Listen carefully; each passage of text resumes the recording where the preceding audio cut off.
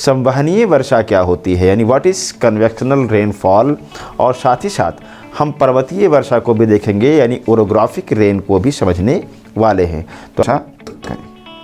अब ध्यान दीजिए, हम ये कह सकते हैं कि यह वर्षा सामान्यतः दोपहर के बाद विद्युत गर्जन के साथ कम समय के लिए होगी। कटिबंधीय क्षेत्रों में भी ग्रीष्मकाल के समय संवहनीय वर्षा हो सकती है।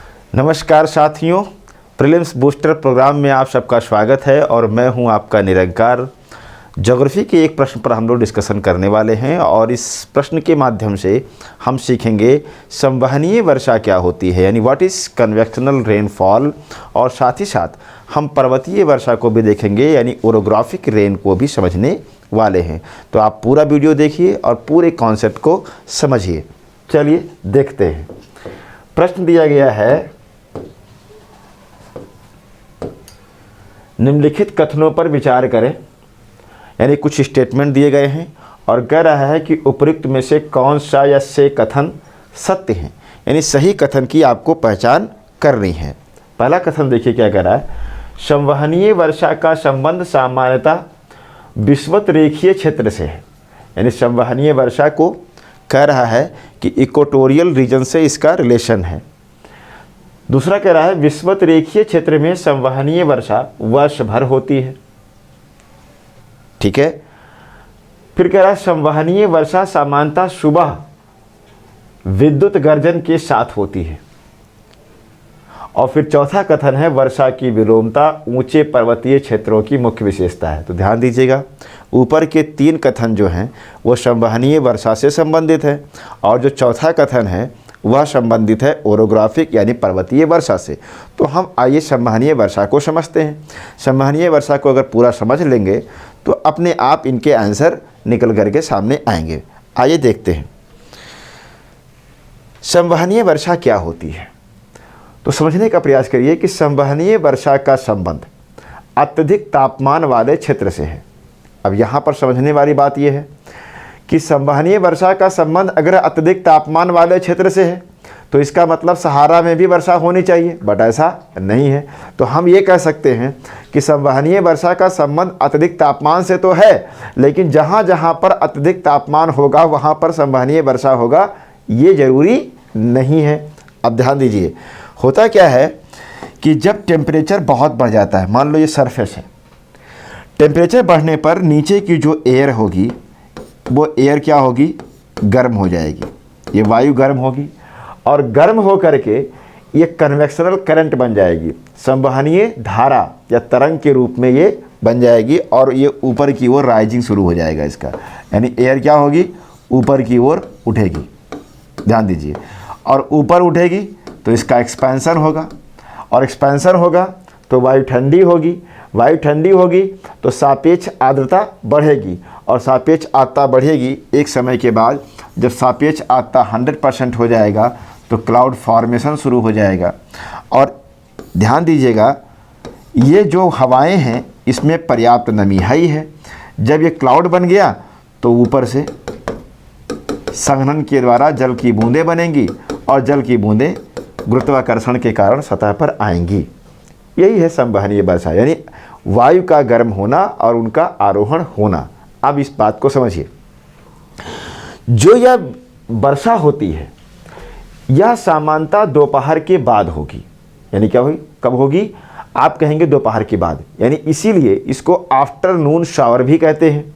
क्यों ऐसा होता है, क्योंकि आप जानते हैं इस वर्षा का संबंध अधिक तापमान से है। तो दिन में अधिक तापमान कब होगा, आप कहेंगे दोपहर के बाद, लगभग 2 बजे के आसपास तापमान अधिक हो जाता है तो वायु गर्म होकर के ऊपर उठ जाएगी। तो हम कह सकते हैं कि यह वर्षा सामान्यतः दोपहर के बाद होगी। अब देखिए, हमने कहा कि विद्युत गर्जन के साथ होगी, तो आखिर विद्युत गर्जन क्यों होगा। तो ध्यान दीजिए, इसमें वायु इतनी गर्म हो जाती है कि ये बहुत तेज़ी से ऊपर की ओर उठनी थी, बहुत तेज़ी से ऊपर उठती है, यानी कि इसका आप देखेंगे आरोहण बहुत तेज़ी से होगा। दोपहर के बाद अचानक से बादल छा जाएंगे। अब ध्यान दीजिए कि जब ये वायु उठती है और ऊपर जा कर के ये फैलती है तो ये अचानक से वायु उठी और अचानक से इसे फैलती है, यानी बाहर की ओर निकलती है। ये हवाएं क्या होती हैं, ऐसे फैलती हैं बाहर की ओर बहुत तेज़ी से। तो कहने का मतलब क्या है कि वायु जब तेज़ी से उठती है, इसका एक्सपेंशन बहुत तेज़ी से होता है, अचानक से ये फैलती है, जिसके कारण इसमें गर्जन होता है, ये गर्जना शुरू कर देते हैं। वहीं पर आप कहेंगे इसमें इलेक्ट्रॉन और प्रोटॉन के कण होते हैं, जिनकी आपस में जो फ्रिक्शन होता है, आपस में फ्रिक्शन होने से क्या होगा, लाइटनिंग भी होगी। तो हम कह सकते हैं कि संवहनीय वर्षा सामान्यतः दोपहर के बाद विद्युत गर्जन के साथ होगी। अब ध्यान दीजिएगा, इसका संबंध कहाँ से हो सकता है? तो आप कहेंगे सामान्यतः इस वर्षा का संबंध विषुवत रेखीय क्षेत्र से है। उससे पहले आप इस डायग्राम को भी देख सकते हैं। मान लो ये विषुवत रेखीय क्षेत्र है, यहाँ पर क्या दिख रहा है आपको? यहाँ पर यह दिख रहा है कि इधर देखो ये ओशन है, यहाँ पर ये जल है। ओशन से हवाएं क्या हो रही हैं, लैंड की तरफ मूव कर रही हैं, यहाँ से आर्द्रता ग्रहण करेंगी। तापमान चूँकि अधिक है, वायु जब गर्म होगी तो वह जलवाष्प ग्रहण करने की क्षमता बढ़ेगी और वो ऊपर की ओर उठेगी। लेकिन ध्यान दीजिएगा, क्या ये जहाँ पर जल है वहीं पर उठेगी? नहीं, ये जा रही किधर की ओर, लैंड की ओर उठे, ऐसे उठेगी। ये लैंड की ओर जा रही है। क्यों?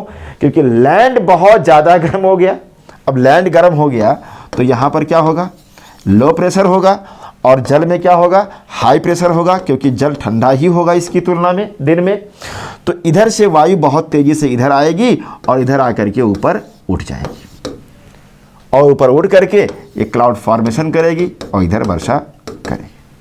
अब ध्यान दीजिए, हम ये कह सकते हैं कि यह वर्षा सामान्यतः दोपहर के बाद विद्युत गर्जन के साथ कम समय के लिए होगी। क्यों? क्योंकि जितनी नमी ये ले करके ऊपर गया है आर्द्रता को, उतना ही तो बरसेगा। घंटे 2 घंटे की वर्षा है ये, तो ये कम समय के लिए होगी, लेकिन कम समय में ही अधिक मात्रा में होगी। यानी कि वर्षा जो है ये फ्लैश रेन इसको कहते हैं, अचानक से वर्षा होगी और तमाम क्या कहते हैं कि जो सिटी होंगे आसपास के या उस तरह से होंगे, सब वो पूरा पानी भर जाएगा। यानी कि यह कम समय के लिए होती है, लेकिन अधिक मात्रा में होती है। और ध्यान दीजिए, यह तट की अपेक्षा तट से दूर अधिक होती है। जैसे जैसे आप तट से दूर बढ़ेंगे वैसे वैसे ये वर्षा क्या हो रही है, ये वर्षा इंक्रीज कर रही है। क्यों? क्योंकि तट से वायु की दिशा जो होती है वो लैंड की ओर होती है, और जैसे लैंड की ओर बढ़ेंगे तापमान अधिक होगा। जितना ही दूरी जाएंगे तापमान अधिक होने के कारण उतना ही लो प्रेशर बनेगा, तो वायु ऐसे जा कर के ऐसे उठेगी। इस कारण से हम कैसे तट की अपेक्षा तट से दूर अधिक होगी। अब हमने कहा इस वर्षा का संबंध विषुवत रेखीय क्षेत्र से है, तो क्यों ऐसा कहा? देखिए ध्यान से, विषुवत रेखीय क्षेत्र में क्या होगा भाई, ये मान लो हम कह सकते हैं ऐसे ले लो, ये 10 डिग्री ऊपर 10 डिग्री नीचे, यही तो विषुवत रेखीय क्षेत्र है। देखो यही तो विषुवत रेखीय क्षेत्र है। तो इस विषुवत रेखीय क्षेत्र में क्या होता है, सूर्य तप की मात्रा सबसे अधिक मिलती है, यानी हाईएस्ट इंसोलेशन रिसीव होता है, जिसके कारण यहाँ पर तापमान अधिक रहता है। और यहाँ पर दोपहर के बाद क्या होगा, इधर से वायु आ करके ऊपर ऐसे उठेगी और यहाँ पर क्या कराएगी, संवहनीय वर्षा कराएगी। तो चाहे ये अमेरिका का अमेजन क्षेत्र हो, ब्राज़ील का स्पेशली, ये देखो अफ्रीका का जो कांगो, ये सब एरिया जो है, और चाहे ये इंडोनेशिया का क्षेत्र हो, इन सभी क्षेत्रों में वर्ष भर संवहनीय वर्षा होगी। क्यों? क्योंकि यहाँ वर्ष भर तापमान अधिक रहता है। लेकिन ध्यान देने वाली बात है कि मार्च और सितंबर के महीने में सूर्य की किरणें यहाँ सीधी पड़ने लगती हैं, जिसके कारण वर्ष भर तापमान तो यहाँ अधिक होता है, लेकिन मार्च और सितंबर के महीने के जस्ट बाद, यानी कि अप्रैल और अक्टूबर में इन एरियाज में सबसे अधिक टेम्परेचर हो जाएगा।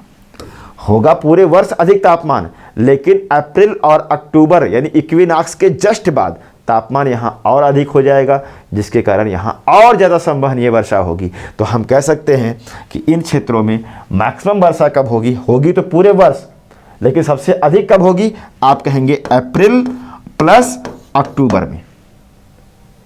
और सबसे कम कब होगी, कब होगी, तो आप कहेंगे जून जुलाई में, जब कर्क रेखा पर चला गया सूर्य, या दिसंबर जनवरी में।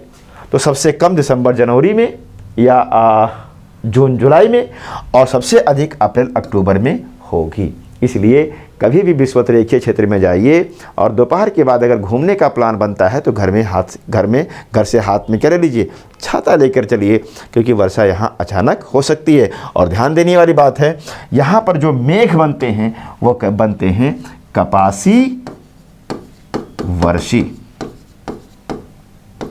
यहाँ कपासी वर्षी क्लाउड बनते हैं।